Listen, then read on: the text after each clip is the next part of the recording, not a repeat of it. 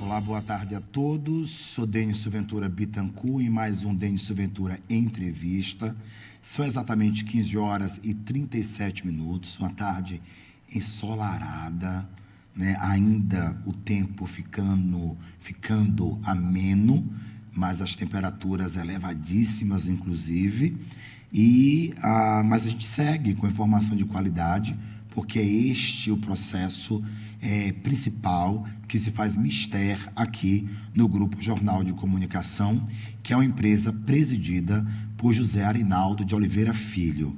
Repito, agora ainda são 15 horas e 37 minutos, eu já estou aqui em estúdio com o Dr. Carlos Torres, que é médico intensivista, apresentador e palestrante, para falarmos sobre o evento que ele vai realizar no próximo dia 12 e que diz respeito não só à classe médica, mas a toda a sociedade, não é? Em um assunto que intriga muito as pessoas, cujo assunto nós falamos costumeiramente, que é o critério da inteligência artificial, mas pouco ainda se sabe de que maneira e, de fato, isto pode nos ajudar e qual é a linha tênue que pode também a inteligência nos prejudicar. Meu querido, seja bem-vindo à Rádio Jornal mais uma vez, você que aqui já é sua casa, né, na verdade. Diga, meu querido. Denison, boa tarde aos ouvintes também. Queria agradecer, né, mais uma vez o privilégio, na verdade, de poder estar aqui com um comunicador como você, falando de mais um tema, né, que, apesar de hoje, né, e a gente vai falar um pouquinho sobre o curso, está aberto, né, a toda a população, não deixa de ser um tema extremamente relevante e importante para a saúde, né? Não só necessariamente para a medicina, mas para a saúde como um todo. Então, sim, muito obrigado mais uma vez por abrir esse espaço para a gente falar de mais um tema muito relevante. Ontem eu lembrei você porque passava no Fantástico, ontem à noite, uma matéria sobre uma cirurgia feita na hipófise. Sim. Ok? Que trabalha a questão do crescimento, né? Sim, é do um dos produtores dos órgãos, né? Produtores do órgão do crescimento, GH. Exatamente. E aí falava sobre isto e a tecnologia que foi empregada, né? Assim, a cirurgia muito delicada, mas ao mesmo tempo muito certeira, precisa, né? No critério do resultado. E aí mostrou, o garoto tinha um tumor ainda, um tumor pequeno, né, comparado ao que se tem, que não é comum. A médica disse que geralmente ele já vem com um nível bem considerável, mas o garoto apareceu com um tumor ainda pequeno e tirou-se todo ali pelo nariz, né? E eu acho isso fantástico. Cenas de filme, né? Cenas de filme. Eu fiquei, meu Deus do céu, né? Mas onde eu quero chegar com isso, né? Que o processo da IA tem muito a ver com esta tecnologia de ponta, né? Que já vem aí na medicina, vocês vêm falando o tempo inteiro, cirurgias robóticas sendo executadas e as pessoas escutam, no entanto, elas escutam, mas elas não querem entender, né? Você acha que é medo de encarar o futuro em algum momento? Sim e não. Por favor.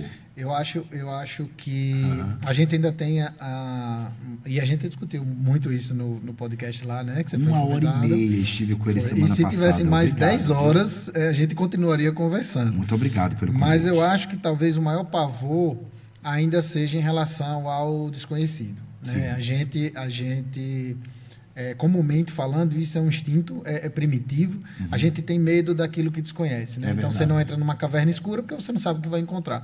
E isso é muito, muito parecido em relação ao uso não só da inteligência artificial, como de outras tecnologias, né?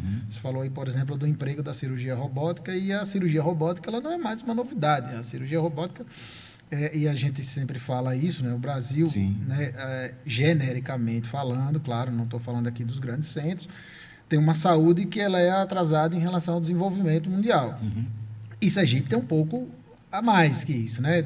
Um pouco mais de atraso em relação ao Brasil, de forma genérica. Então, para a gente, torna-se, claro, uma grande novidade. E por isto ser uma novidade, eu acho que talvez o temor fique mais em relação ao Mais desconhecido. acentuado, né? Sim.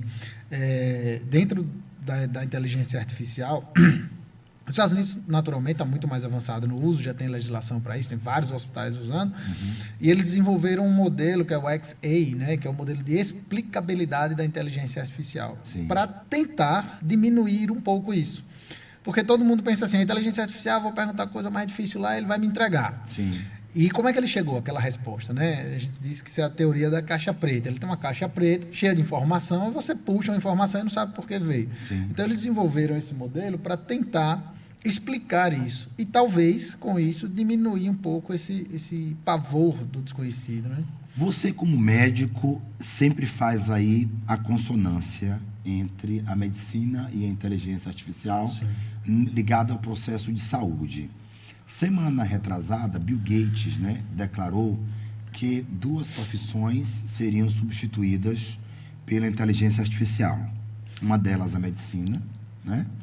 E aí, os médicos não comentaram nada. Isso é bem engraçado, né? Sim. E aí, os médicos, vocês são uma classe muito boa até para estudar, entendeu? Vocês são muito.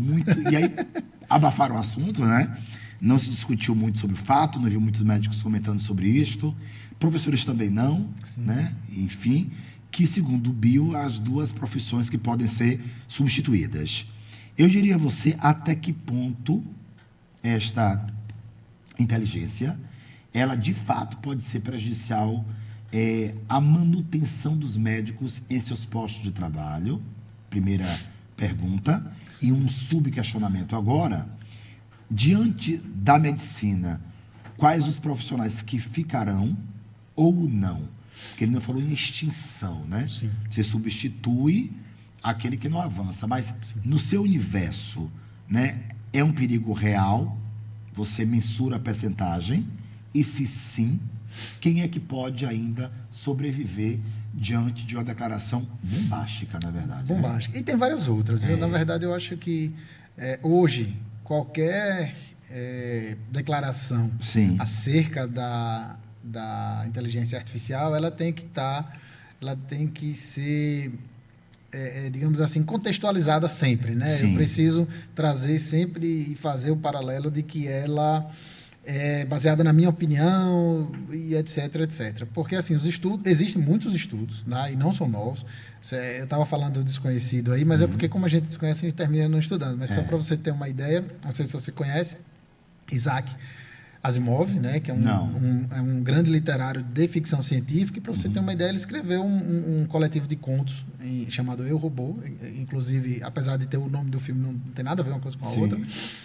Acho que a única coisa que aborda ali são as 3 leis da robótica, mas isso foi escrito em 1950. Opa! Né? E ele traz, dentro dos contos dele, diversas situações com uso de inteligência artificial, com uso de máquinas replicando o comportamento humano em 1950. Sim. Então, eu acho que, assim, tudo que a gente for falar hoje de inteligência artificial, ela precisa trazer um determinado contexto. Então, na minha opinião, e claro, baseado em tudo que eu já olhei de estudo, que eu já pude analisar de dado concreto, há uma possibilidade, sim, mas eu acredito que talvez o que deva acontecer de fato seja uma adaptação das profissões. Né? Mas de todo mundo, porque isso não existe. A Revolução Industrial voltou a comprovar que tudo não existe. Eu acho, então, é isso que eu estou dizendo. Eu acho que vai ter uma adaptação da profissão. Eu acho que ela não vai ser extinta, né? Ela não vai ser completamente substituída por robôs. Mas alguém será extinto. É possível que determinadas funções dentro de uma certa especialidade ou categoria... Vou dar um exemplo aqui. A radiologia, hoje, é a área mais influenciada pela inteligência artificial. Verdade. E por que a radiologia hoje é a área mais influenciada pela inteligência artificial? Porque ela é uma das ciências que mais se aproxima da objetividade. Porque eu tenho imagem, e a IA, através de padrão, né, inclusive padrões que não são observados a olho nu, consegue analisar estas imagens. Então, para além, né? Para além. Então, eu posso pegar ali, 10 imagens ali e dizer, olha, a imagem 1 é positiva, 2 é negativa, e criar uma base de dados para que ele possa analisar. Então, dentro da especialidade, por exemplo, radiologia, além da adaptação, alguma determinada função, como, por exemplo, dar laudos, talvez seja, assim, substituída por uma inteligência artificial. Sim.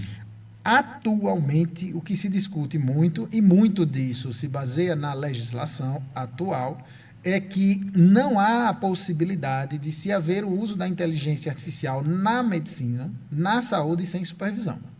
Então, assim, por mais que o robô agilize tudo, o robô entende-se, né? O agente de IA, o assistente, terá alguém assinando e conferindo aquela informação. Mas isso no cenário atual. Mas aí, de certa maneira, a gente já cai em um confronto, né? Que é bom a gente também ponderar aí. Sim. Exemplo, há mais universidades, sim, há mais médicos saindo. Você está formado há quantos anos? Eu vou fazer 14. Mas desculpa, é muito novo. Vou fazer 13. Muito novo, vou fazer 14, né? Tenho 13. Cedo, né? Mais ou menos, passou né? Primeira? Não. É porque é conservado no formal. Não, você é muito novo mesmo. Né? Isso é fato. A sua idade ainda é muito pouca para uma experiência de mais de uma década, quase uma década e meia. Tem né? Mais de uma década. Então, é importante frisar isso. De lá para cá, de 13 anos para cá, o número de pessoas, no caso, e de faculdades aumentou bastante, muito em relação à sua saída, exemplo da sua época. Sim, claro. Né? Eu brinco que na época a pessoa pergunta, né? Você fez... eu fiz faculdade aqui, né, na Universidade Federal. E o pessoal pergunta, você fez... É um inferno para entrar. Você fez na Federal, fez na particular? Eu fiz, cara, na minha época, nem particular que tinha. Só tinha Federal. A Unite de quantos anos para cá? 8 anos? A Unite, eu acho que o primeiro curso, se não me falha a memória, foi em 2009. Se não me falha a memória, ou seja, posso estar enganado. Você estava saindo, tinha acabado... Estava no meio já estava entrando, já estava próximo do internato. Exato, né? Quer dizer, de lá para cá veio a Unite com aquela turminha. Sim. Hoje são várias turmas. Sim, né? E hoje já tem outros campos. Outros polos. A Federal também já possui outros polos, sim, inclusive. Como Lagarto, né? Que é como Lagarto. O número de vagas aumentou em várias universidades, a Unite também aqui, e isso é um processo Brasil. Isso. Hoje o que a gente tem é aproximadamente 5 vezes, ou um pouco mais, 5,5 vezes mais vagas do que tinha na minha época. Ou seja, se há 5 vezes mais vagas e o número de hospitais não alterou, né? Pouquinho, aumentou um pouquinho. Mas 5 vezes... Não proporcionalmente, não acompanhou. Não é isso? Não. Há aí uma demanda de sobra. Sim. Em um processo que se disse que a IA poderá tirar muita gente do mercado, né? Ou seja, ao meu ver, sobreviverão os médicos como você, que já saíram à frente do processo. Eu espero que sim. Concorda comigo? Concordo. Né? Sem falsa modéstia, não, né? Não, concordo. Quer dizer, você já está antenado no processo, vendo o que vai acontecer. E eu falo para o pessoal sempre assim, né? Eu faço uma analogia, eu não lembro se a gente falou disso lá no podcast, sim. Perdão interromper novamente. Fique à vontade. Que assim... Todo mundo quer aprender inteligência artificial do dia para uma noite, né? Não vai. Não vai. E isso é fato. Exato. Eu, por exemplo, tenho mais de 10 anos de formado, tenho algumas especializações. Então, assim, foram 6 anos de graduação, mas não sei quantas especializações. E eu tenho plena convicção hoje que eu não sei tudo da medicina. Natural. Nem vou saber. Ninguém sabe o tempo todo. Isso, né? mas as pessoas começam a usar inteligência artificial e elas acham que em uma semana ela vai ser o mestre, vai dominar tudo e tal. Não é o Instagram, né, amigo? Para você ter uma ideia, tem um amigo meu, muito amigo meu, inclusive, você conhece, que é Valtenes. Sim. E a gente estava ainda em Itabaiana em 2022, foi quando a gente começou a discutir e a fazer uso da inteligência artificial, ou seja... Tenho plena convicção de que sei muito pouco sobre inteligência artificial. E olha que eu já venho estudando inteligência artificial há 3 anos. Há 3 anos. Exatamente. Há 3 anos. Que foi quando teve aquele boom do ChatGPT 3.0 que publicizou, que democratizou o acesso à IA. Pois é. Você vem aí no sábado com um evento importantíssimo, não é? Eu quero que você fale um pouco sobre a temática do evento, quem poderá estar presente no evento, né? Quanto tempo levará. Fala um pouco sobre isso aí para nós.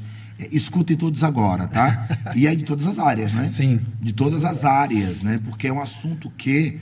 Eu até conversava, eu te falei isso lá no podcast, com o nosso presidente aqui, sobre o critério de a gente já ficar muito linkado nisso, de que maneira a IA vai interferir diretamente na comunicação. Sim, com certeza. Né? É óbvio, o jornalista tem um time dele, tem os posicionamentos, formas de pensar, formas de agir, que não são ali estruturas fixas, né? O que a gente fala depende muito do movimento humano. Sim.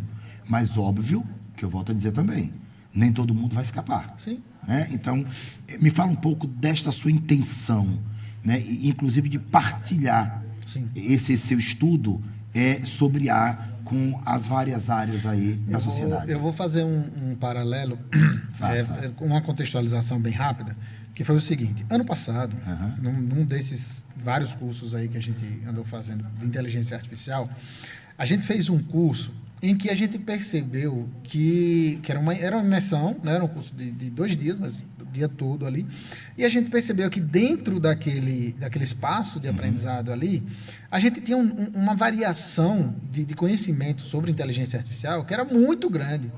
Então, tipo assim, antes de chegar no curso, eu fui ler a ementa, eu fui saber o que era o curso, para, obviamente, tirar o máximo de proveito daquilo ali. E aquilo me causou um impacto, porque, só para você ter uma ideia, quando a gente chegou lá, tinham pessoas que tinham dificuldade para ligar o computador, para entrar no navegador e se cadastrar no site. E tinham pessoas, né, por exemplo, eu e mais vários outros colegas, tem um colega lá que já tinha criado agente de IA, né? Que estavam, obviamente, num nível de conhecimento diferente. E aí eu pensei, poxa, eu estou aqui, estou vindo buscar conhecimento fora do Estado, e dentro do Estado não tem, cara, não tem, a gente não consegue acessar, né? Até então não existia. E aí foi quando, em novembro, a gente decidiu criar uma empresa de cursos e treinamentos com ênfase em tecnologia e inovação. E, claro, obviamente, não poderíamos fugir do tema principal, que era a inteligência artificial. E, com isso, criamos um cronograma, não em formato de pós-graduação ou especialização, para que pudesse, sim, ser acessível financeiramente e que também que pudesse abranger vários públicos, né? Porque, normalmente, você vai fazer um curso de especialização, você tende a nichar, né? Tende a escolher um determinado público ali. E a gente queria também promover essa capacidade da pessoa fazer um curso, absorver o máximo de conhecimento que ela queira e depois fazer outro ou não querer fazer outro também, embora o nosso objetivo é que todo mundo participe. E aí nós criamos uma agenda de eventos esse ano, né? Já fizemos um no começo do ano, que era um curso bem introdutório, mas já no formato de workshop, mão na massa mesmo. Inclusive, tem uma prova social que eu estou tentando convencer meu colega a dar esse testemunho. E a gente fala, às vezes as pessoas pensam que é brincadeira, né? Ele fez o curso, e no curso a gente falou de um agente de SDE, que é atendimento, né? Automatizado com IA. E aí ele disse, cara, o curso foi sábado de manhã, domingo eu comecei a personalizar, né, conforme o cronograma ali a ementa do curso. E na segunda-feira ele estava atendendo o pessoal. É brincadeira. Claro que depois ele foi lapidando, ele até me contratou como consultor depois, para dar passos além, mas aquele passo básico, aquela parte introdutória, ele desenrolou e conseguiu fazer.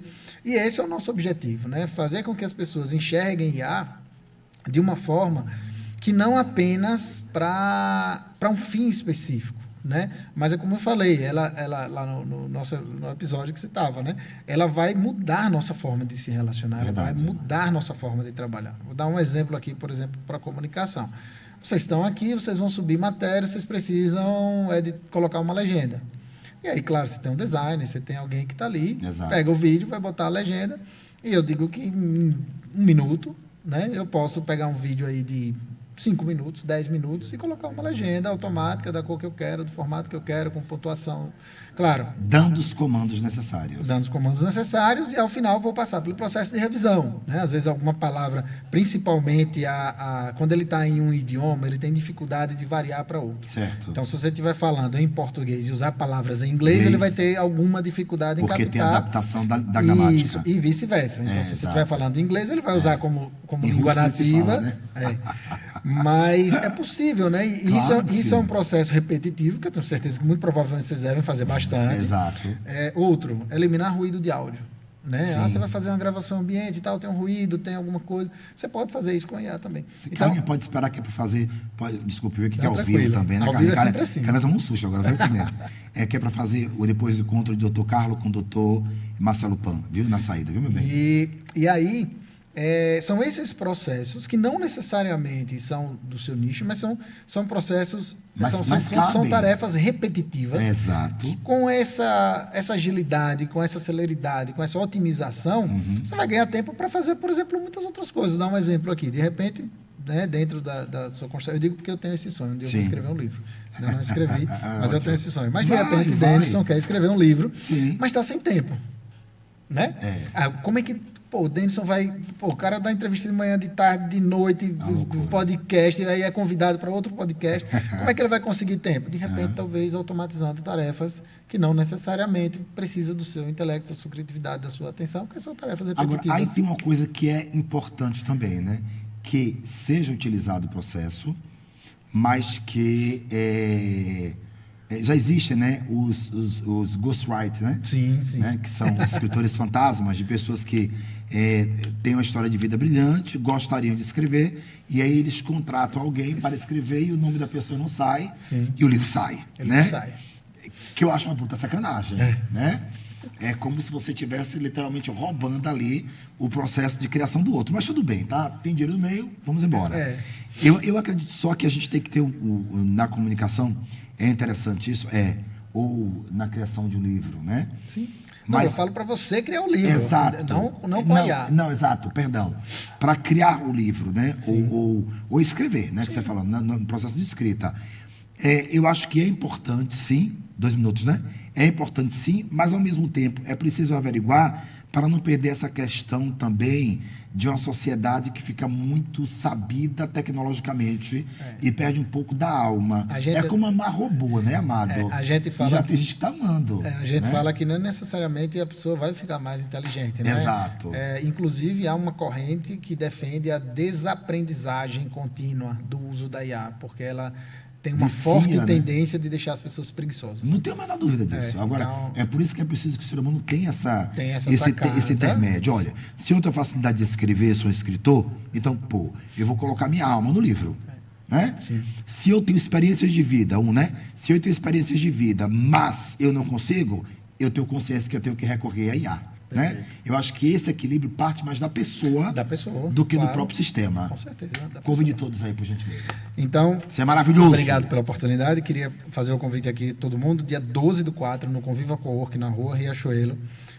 Trabalhe menos, lucre mais, né? O impacto dos agentes de IA na produtividade. Então, a gente vai falar basicamente de como agentes de IA podem, por exemplo, automatizar tarefas repetitivas, liberando você para produzir mais, ter mais tempo com a família, para lazer, enfim, das 8 às 13 horas. Tá? E então, faz por onde a inscrição? Site www.edteccs.com.br. Repita, www.edteccs.com.br, ou pode ir lá no Instagram também, @edtex, escrito da mesma forma. Vai estar lá no link na bio, entra, se inscreve e você estará lá, né? Vou estar lá no sábado, eu quero aprender, eu amo isso, viu? Com certeza. Vamos ao intervalo comercial, né? E eu quero agradecer. Dá tempo para agradecer? Já entra agora, né? Dá? CNSEG, Confederação Nacional das Seguradoras, Valor Imobiliária, na pessoa do querido Haroldo Franca, a maior imobiliária do estado de Sergipe, Hospital e Maternidade Santa Isabel, na pessoa do querido Rubens Moreira, DESO, Prefeitura Municipal de Aracaju, Governo do Estado de Sergipe e outros patrocinadores, os quais eu digo já, como a Faculdade FANESE, nota 1000 em todos os quesitos. Eu volto já com o próximo entrevistado da tarde, o engenheiro Marcelo Pan, que também falará sobre tecnologia de construção. Importantíssimo. Eu volto já. IPVA sem aperto com a MovePay. Parcele até